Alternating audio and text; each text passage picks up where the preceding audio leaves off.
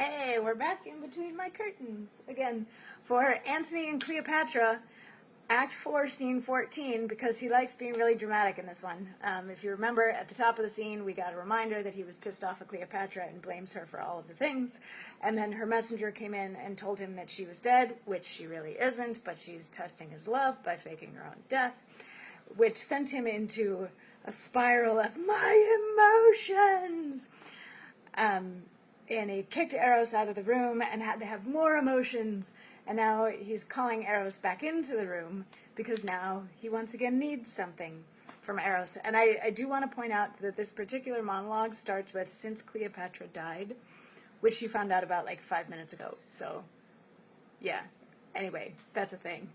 I think he's being a little dramatic. But also, from the fair standpoint, in this particular monologue, he is dealing with some stuff, some big stuff, some failure, some loss, some big stuff, and self-doubt, all that sort of lovely things. So anyway, he's just had emotions, and then he calls Eros, and Eros comes back in the room, and he says, "Since Cleopatra died, I have lived in such dishonor that the gods detest my baseness. That with my sword quartered the world, and o'er green Neptune's back with ships built cities, condemn myself to lack the courage of a woman, less noble mind than she, which by her death our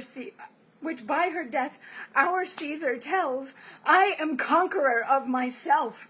Thou art sworn, Eros, that when the exigent should come, which now is come indeed, when I should see behind me the inevitable prosecution of disgrace and honor that on my command, then thou wouldst kill me. Do it. The time is come. Thou slayest not me, 'tis Caesar thou defeatst. Put color in thy cheek."